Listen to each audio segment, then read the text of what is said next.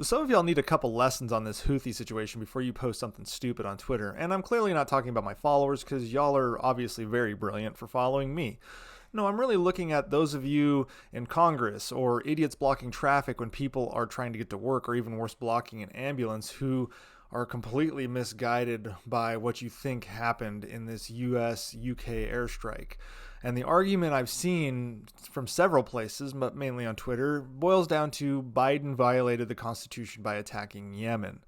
And there's some variation to that across the board, but that's the crux of the matter. And there's several things wrong here.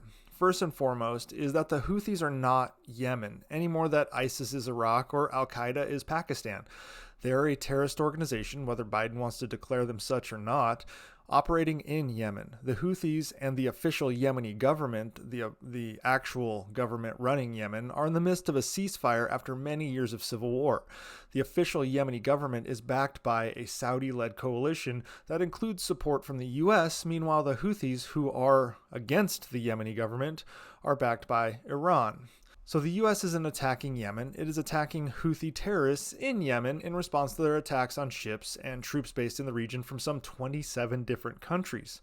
This brings us to the next argument, which is Biden violated the Constitution. And this is the one I've seen all over Twitter, including people from Congress like Val Hoyle of Oregon, or Tlaib, or Cori Bush, or Ro Khanna, or Thomas Massie. It's from both sides of the aisle. The reality is they know the rules. They actually know that what they're saying is wrong. They're just lying for an agenda. So what is the actual law? Well, yes, the Constitution via Article 1, Section 8 grants Congress the power to declare war. And this is one of the most significant checks on the president's power. Congratulations to those of you that knew this. You remember Civics 101. And there's also Article 2, Section 2, which names the president as the commander-in-chief of the Army and the Navy of the United States and of the militia of the several states. And when called into active service of the United States, he is in charge. And this grants the president significant control over military operations. But Article 1 does limit the president's capability to declare war. However, and this is a big however, those of us that attended Civics 102 remember the War Powers Act of 1973 and the authorized use of military force of 2001. Now, the War Powers Act of 1973 is a federal law that is intended to check the president's power and his ability to commit forces to an armed conflict without the consent of U.S. Congress. The act was passed in the aftermath of the Vietnam War, and it reflected congressional intent to assert more control over military engagements, specifically aimed at Nixon's secret bombings of Cambodia.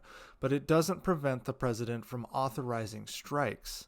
It merely forces the president to notify Congress within 48 hours of committing armed forces to military action, and forbids those armed forces from remaining for more than 60 days with a 30-day withdrawal period without congressional authorization for the use of military forces or a declaration of war by the United States. The law requires the president to consult with Congress in every possible instance before introducing American armed forces into hostilities or into situations where imminent involvement in hostilities is clearly indicated by the circumstances. Now, obviously, this is that situation. We are sending our forces into hostile territory to conduct military operations. Therefore, President Biden did notify Congress about an hour or so before the strikes were executed, thus fulfilling the 48-hour reporting requirement. He then released a follow-up statement to Congress and the public in the hours after the strike. He has committed no armed forces to be stationed in Yemen, so as of right now, the 60-day requirement is not applicable. Our ships out in the sea are not in Yemen, they're in international waters, so that doesn't apply.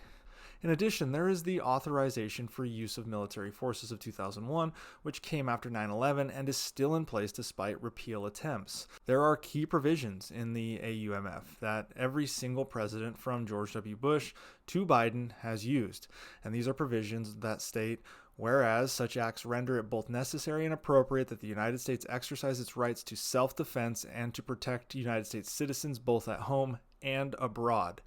And whereas in light of the threat to the international security and foreign policy of the United States posed by these grave acts of violence, and whereas such acts continue to pose an unusual and extraordinary threat to the national security and foreign policy of the United States, and whereas the president has the authority under the Constitution to take action to deter and prevent acts of international terrorism against the United States. So this act, this authorization, grants the president the ability to take action against those that are threatening the U.S. and its national security and its foreign policy, both within the United States and abroad.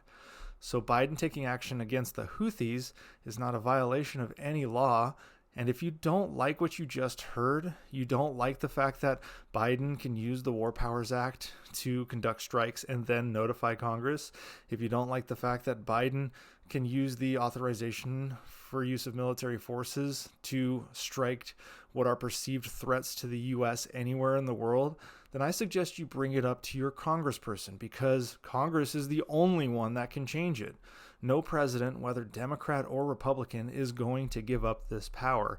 And that is the reality of the situation.